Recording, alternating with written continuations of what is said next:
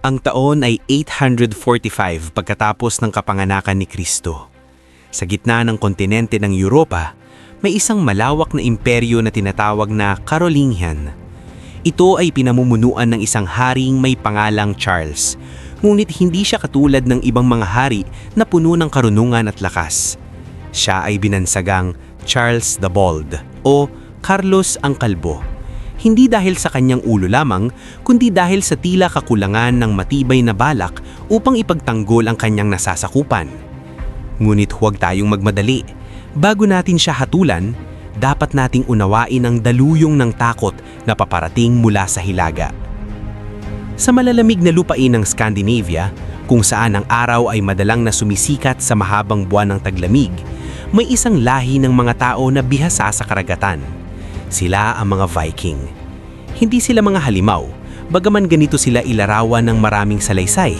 Sila ay mga tao ring may pamilya, may pangarap, may paniniwala sa kanilang mga Diyos tulad ni Odin, Thor at Freya.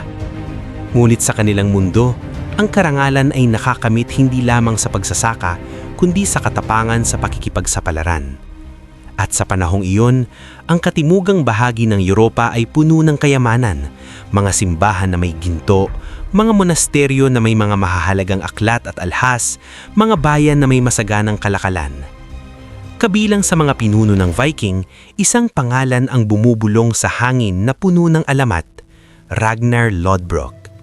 Sabi sa mga lumang kwento, si Ragnar ay nagmula sa isang angkan ng mga magigiting na mandirigma. Siya ay tinawag na Lodbrok o mabalahibong baro dahil sa suot iyang pantalon na gawa sa balahibo na kanyang isinusuot sa mga labanan upang protektahan ng kanyang mga binti. Ngunit higit sa kanyang kasuotan, si Ragnar ay kilala bilang isang napakatalino na estratehista. Hindi siya basta-basta sumasalak. Pinag-aaralan niya ang mga ilog, ang mga alon, ang direksyon ng hangin at ang kahinaan ng kanyang mga kaaway. Noong unang bahagi ng 845, nagtipon si Ragnar ng isang napakalaking pangkat ng mga mandirigmang Norse. Hindi bababa sa 120 longships ang kanyang inihanda. Ang mga longships na ito ay hindi pangkaraniwang sasakyang dagat. Ang mga ito ay mahahaba, mababaw at kayang maglayag kahit sa mababaw na ilog. Ang disenyo nito ay nagbibigay daan upang sumibat sa tubig ng mabilis. At dahil mababaw ang kasko nito, kayang-kaya nitong dumaan sa mga ilog na hindi maaabot ng mas malalaking barko. Isipin mo ang isang dambuhalang ahas na gawa sa kahoy na may layag na parang pakpak ng ibon at may mga hilera ng sagwan na sabay-sabay na pumapaimbabaw sa tubig. Iyon ang imahe ng longships ni Ragnar. Lulan ng mga barkong ito ang tinatayang 5,000 hanggang 7,000 mandirigma. Sila ay may mga palakol na 2 talim, mga sibat na bakal ang dulo, mga kalasag na bilog na pininturahan ng matingkad na kulay at mga espadang may pangalang gaya ng tagabali ng buto o liwanag ng buwan. Hindi sila nagdadala ng mabibigat na baluti upang maging mabilis ang kanilang kilos. Ang kanilang sandata ay ang bilis at surpresa. Ang layunin ni Ragnar ay hindi basta pagnanakaw lamang ng mga alahas sa maliliit na bayan. Ang kanyang target ay ang puso ng Carolingian Empire, ang lungsod ng Paris. Ngunit sa taong 845, ang Paris ay hindi pa ang maringal na lungsod na kilala natin ngayon. Ito ay isang pamayanang matatagpuan sa isang maliit na pulo sa Ilog Seine, ang Ile de la Cité. Mayroon itong 2 tulay na kahoy na nagdurugtong sa pampang. Sa pulong ito nakatayo ang mahahalagang simbahan at gusali ng pamahalaan. Ang depensa nito ay hindi pa gaanong katibay kumpara sa mga sumunod na siglo. Ngunit ang tunay na halaga ng Paris ay hindi ang mga pader, kundi ang lokasyon nito. Ito ang sentro ng kalakalan at kapangyarihan ng kanlurang bahagi ng imperyo. Samantala, si Haring Charles the Bald ay nasa kanyang palasyo. Marahil ay nag-iisip kung paano pamamahalaan ang kanyang mga nasasakupan na nag-aaway-away. Ang Imperyong Carolingian na minana niya mula sa kanyang amang si Emperador Louis the Pious ay hindi na kasing tatag noong panahon ng kanyang lolo, si Charlemagne. Si Charlemagne ay isang higanting hari na nagpalawak ng kanyang teritoryo mula sa Espanya hanggang sa Alemanya. Ngulit pagkatapos ng kanyang kamatayan, ang imperyo ay nahati-hati sa kanyang mga apo. Si Charles the Bald ay nakakuha ng kanlurang Pransya. Ang teritoryong ngayon ay ang Pransya. Ngulit ang kanyang kapangyarihan ay patuloy na hinahamon ng kanyang mga kapatid, ng mga rebeldeng Maharlika at ng mga mandarambong mula sa lahat ng direksyon. Isang araw ng tagsibol, isang mangingisda sa may bibig ng Ilog Seine ang unang nakakita sa kakaibang tanawin. Sa di kalayuan, parang isang kawan ng mga pating na kahoy ang dahan-dahang lumalapit. Hindi siya makapaniwala sa kanyang mga mata. 12 ng mga bangka na may mga ulo ng dragon sa harapan ang tahimik na sumusunod sa agos. Agad siyang tumakbo patungo sa pinakamalapit na bayan upang magbabala. Ang mga Viking! Ang mga Viking ay dumating! Ang sigaw niya. Ngunit ang hangin ay tila kumakampi sa mga mananalakay. Bago pa man kumalat ang balita, ang unang alon ng longships ay nakarating na sa Rouen, isang mahalagang lungsod sa tabi ng Seine. Ang Rouen ay walang laban. Ang mga Viking ay bumaba mula sa kanilang mga barko na parang langgam na sumisibak sa isang piraso ng tinapay. Hindi sila basta-basta sumusunog ng bahay ng walang dahilan. Sila ay may disiplina. Ang kanilang layunin ay ang mga kayamanan ng simbahan at ang mga supply ng pagkain. Ngunit ang pinakamahalaga, gusto nilang mag-iwan ng mensahe. Kami ay narito at walang makakapigil sa amin. Sa loob lamang ng ilang oras, ang Rouen ay nasa ilalim na ng kontrol ni Ragnar. Ang mga naninirahan dito ay tumakas patungo sa mga kagubatan habang ang iba ay nagtago sa mga selar. Si Ragnar ay hindi nag-utos ng walang kabuluhang karahasan. Sa kanyang pananaw, ang kanyang kampanya ay isang negosyo. Magdulot ng takot at ang takot ay magbubukas ng mga pintuan ng yaman. Ngunit ang tunay na hamon ay nasa unahan pa. Ang Ilog Seine ay paikot-ikot, puno ng mga maliliit na pulo at mababaw na bahagi. Kailangan ng isang bihasang tagapiloto upang maiwasan ang pagbabara ng mga barko. Si Ragnar mismo ang pumwesto sa unahan ng kanyang sariling barko, ang pinakamalaki sa lahat, na may layag na kulay pula at itim. Ang kanyang mga mata ay nakatingin sa malayo, tila kinakalkula ang bawat liko ng ilog. Sa likod niya, ang kanyang mga mandirigma ay tahimik na naghahasa ng kanilang mga palakol. Walang iyakan, walang pag-aalinlangan. Para sa kanila, ang paglalakbay na ito ay isang pagkakataong mag-iwan ng marka sa kasaysayan. Habang ang Viking fleet ay unti-unting sumusulong, ang balita ay umabot sa tenga ni Charles the Bald. Noong una, hindi siya naniwala sa laki ng puwersang kanyang kakaharapin. Marami na siyang narinig na ulat tungkol sa mga Viking, mga pagsalakay sa Inglaterra, sa Ireland, sa Espanya. Ngunit hindi pa siya nakakita ng ganito kalaking armada sa kanyang sariling ilog. Tinawag niya ang kanyang mga konsehal. Gaano karami ang kanilang mga barko? Tanong niya. Ayon sa aming mga espiya, mga 120 kamahalan, sagot ng isang matandang general. At bawat barko ay may dalang 40 hanggang 50 mandirigma.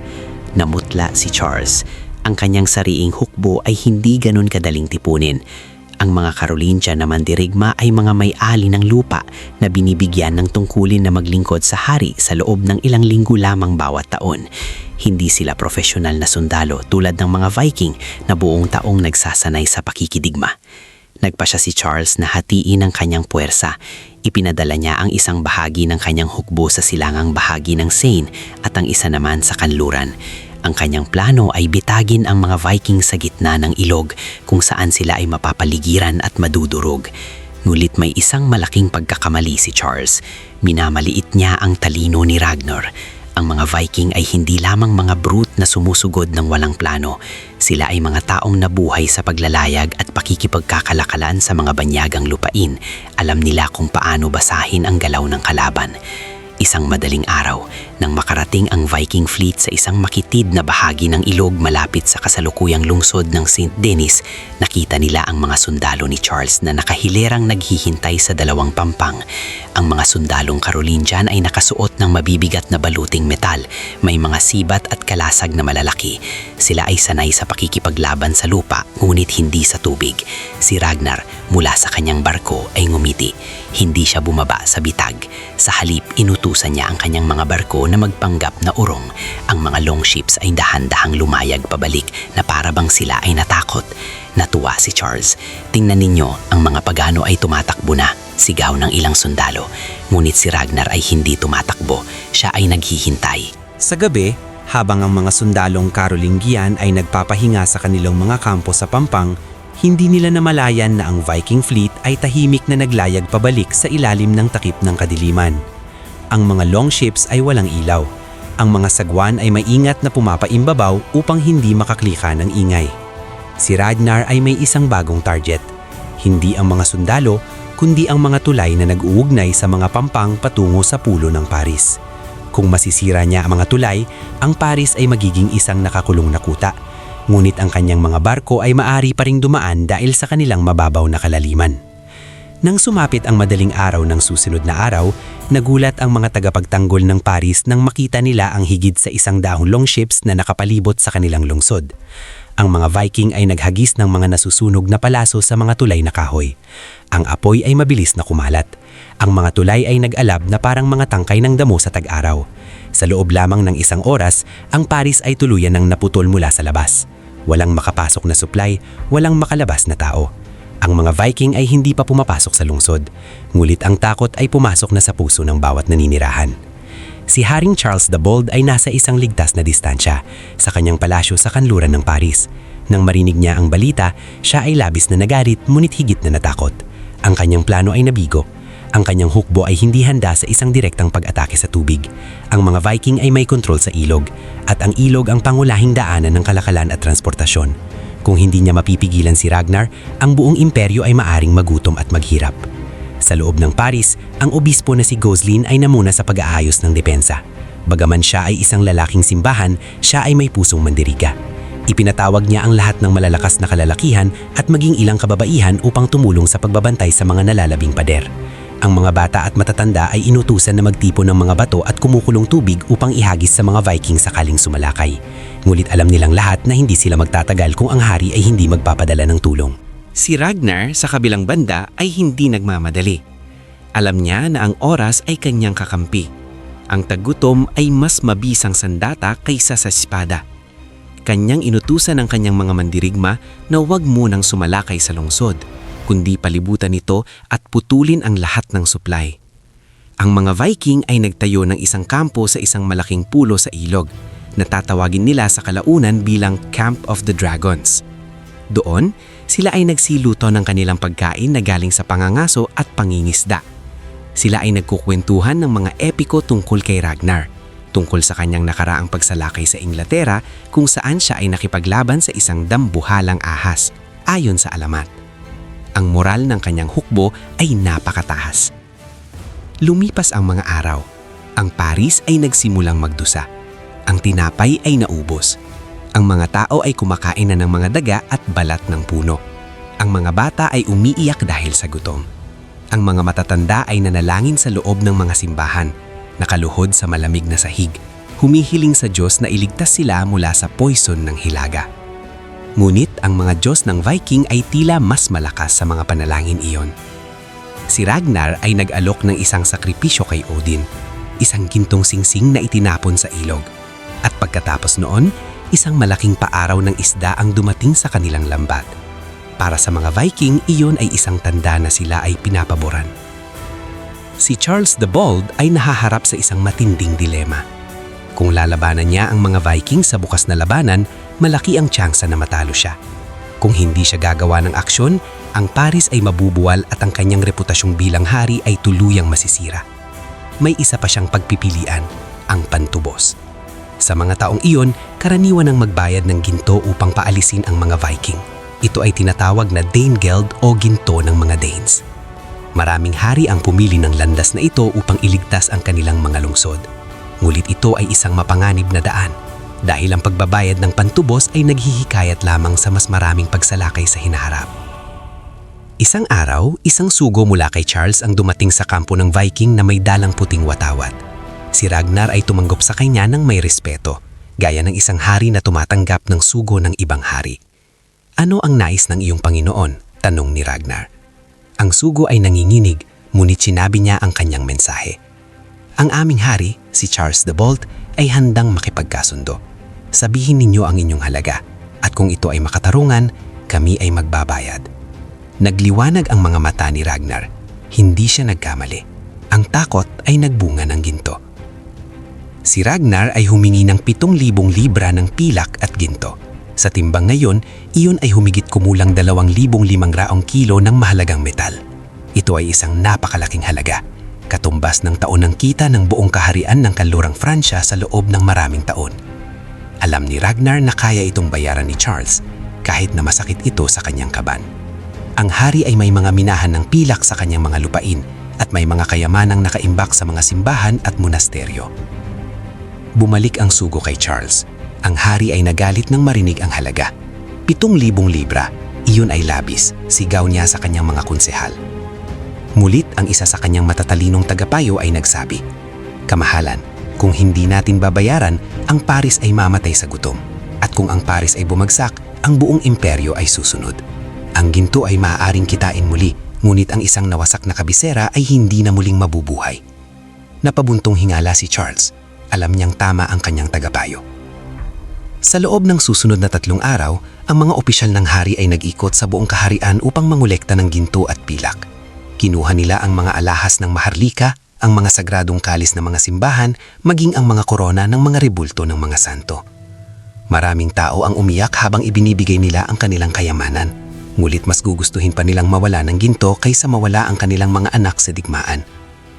Noong araw ng pagbabayad, isang malaking bangka ang inilunsad mula sa pampang patungo sa kampo ng Viking. Si Ragnar mismo ang nagbilang nito kasama ang kanyang pinakatiwalaang mandirigma. Hindi siya nanloko. Ang bawat libra ay tinitimbang niya sa isang eskalang dala niya mula sa hilaga. Pagkatapos ng ilang oras, siya ay tumango. "Ang halaga ay tama," sabi niya. "Ang inyong lungsod ay ligtas mula sa aming mga espada." Ngunit may isang kondisyon si Ragnar na hindi niya sinabi ng malakas. Bagaman aalis siya sa Paris, hindi niya ipinangako na hindi na siya babalik. Para sa mga Viking, ang isang pangako ay may bisa lamang kung ito ay sinumpaan sa harap ng kanilang mga Diyos.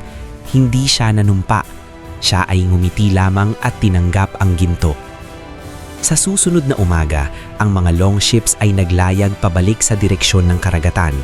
Ang mga tao ng Paris ay lumabas mula sa kanilang mga tahanan na may halong tuwa at pangamba. Tuwa dahil ang pagkukob ay natapos, pangamba dahil alam nilang ang mga Viking ay umalis na may dalang napakaraming kayamanan at may dalang kaalaman tungkol sa kahinaan ng kanilang lungsod. Si Haring Charles the Bold ay nagpanggap na isang bayani. Nagpatawag siya ng isang malaking pagdidiriwang sa simbahan kung saan siya ay nagpasalamat sa Diyos sa pagligtas sa Paris. Ngulit sa kanyang puso, alam niyang siya ay natalo. Hindi siya nanalo sa digmaan, bumili lamang siya ng kapayapaan. Ang Siege of Paris noong 845 ay hindi isang ordinaryong labanan. Ito ay isang tanda ng pagbabago ng panahon. Ipinakita nito na ang malaking imperyo ni Charlemagne ay hindi na kasing tatag ng dati. Ipinakita rin nito na ang mga Viking ay hindi basta mga mandarabong. Sila ay mga bihasang mandaragat at negosyador na alam kung kailan lalaban at kung kailan kukuha ng ginto. Si Ragnar Lodbrok sa pamamagitan ng isang kampanya lamang ay nag-iwan ng isang aral na tatatak sa kasaysayan. Ang isang kaharian na hindi kayang ipagtanggol ang sarili ay isang kaharian na nakahandang magbayad. Sa mga susunod na dekada, ang mga Viking ay babalik sa Paris ng paulit-ulit. Noong 885, isa pang napakalaking pagkukob ang magaganap. Sa pagkakataon ito ay mas mahaba at mas madugo. Ngunit ang pagkukob ng 845 ang nagbukas ng pinto. Iyon ang unang beses na ang puso ng Carolingian Empire ay direktang tinamaan At iyon ang unang beses na ang ginto ay nagsalita ng mas malakas kaysa sa bakal. Para kay Ragnar, ang tagumpay na ito ay nagdagdag sa kanyang alamat. Umuwi siya sa Scandinavia na may dalang mga kayamanan at mga kwento na pasalitang ipinamana sa mga susunod na henerasyon. Ang kanyang mga anak, sina Ivar the Boneless, Bjorn Ironside at iba pa ay lalaki na may pusong puno ng ambisyon. Sila ang magpapatuloy ng kanyang ligasiya at lilikha ng isang panahon na tatawagin ng mga historiador bilang Viking Age. At si Charles the Bald, siya ay namatay noong 877, hindi sa labanan kundi sa isang sakit sa kanyang paglalakbay. Ang kanyang kaharian ay patuloy na dumanas ng pagsalakay mula sa mga Viking, mula sa mga Muslim at mula sa kanyang sariling mga kamag-anak. Ang kanyang desisyon na magbayad ng pantubos ay naging isang aral na paulit-ulit na ginaya ng kanyang mga kahalili, hanggang sa ang kanlurang Fransya ay maging isang pira-pirasong lupain na puno ng mga kastilyo ng mga lokal na Panginoon na nangtatanggol sa kanilang sariling teritoryo. Ngayon, kung bibisitahin mo ang Paris, makikita mo ang magagandang tulay na bato, ang maringal na Notre Dame at ang mga museyong puno ng sining. Ngulit sa ilalim ng mga lansangan at gusaling iyon, may mga kwentong nakabaon, mga kwento ng takot, ng katapangan, ng pagkakamali at ng pagtubos. Ang ilog Seine ay tahimik na umaagos, hindi na ginugulo ng mga longships na may ulo ng dragon. Ngulit kung pakikinggan mong mabuti ang hangin sa gabi, marahil ay maririnig mo ang bulong ng isang matandang alamat. Ang alamat ni Ragnar Lodbrok at ang kanyang mga mandirigma na naglayag patungo sa puso ng isang imperyo at pinatunayan na kahit ang pinakamalaking kaharian ay maaaring yumuko sa takot. Sa huli, ang Siege of Paris 845 ay hindi lamang isang labanang militar. Ito ay isang salamin ng kalikasan ng tao, ang pagitan ng katapangan at pagkukunwari, ng pagmamataas at pagiging praktikal. Si Ragnar ay nagpakita ng katalinuhan at pasensya. Si Charles ay nagpakita ng kahinaan, ngunit din ng pagmamahal sa kanyang nasasakupan. Walang tunay na nagwagi, ngunit may isang aral na nananatili hanggang ngayon. Ang kapayapaan na binili ng ginto ay bihirang maging pangmatagalan. Ang tunay na kapayapaan ay itinatag sa pamamagitan ng lakas ng loob na harapin ang takot, hindi sa pamamagitan ng pagtatago sa likod ng mga pader o ng mga kayamanan. Kaya't sa susunod na may makita kang larawan ng isang Viking ship, tandaan mo ang kwentong ito. Tandaan mo ang mga tao sa magkabilang panig, ang mga mandirigmang Norse na naghahanap ng karangalan at kayamanan, at ang mga mamamayang Frank na naghahangad lamang na mabuhay sa isang mundong puno ng kawalan ng katiyakan. At tandaan mo rin na ang kasaysayan ay hindi lamang tungkol sa mga petsa at pangalan. Ito ay tungkol sa ating lahat, sa bawat desisyon na ginagawa natin kapag ang ating sariling mga mundo ay kinubkob ng mga pagsubok. Ito ang kwento ng Siege of Paris 845, isang kwentong puno ng alon, apoy at ginto. Ngunit higit sa lahat, isang kwentong puno ng puso ng tao, matapang, marupok at laging naghahanap ng liwanag sa gitna ng dilim. Salamat sa pakikinig.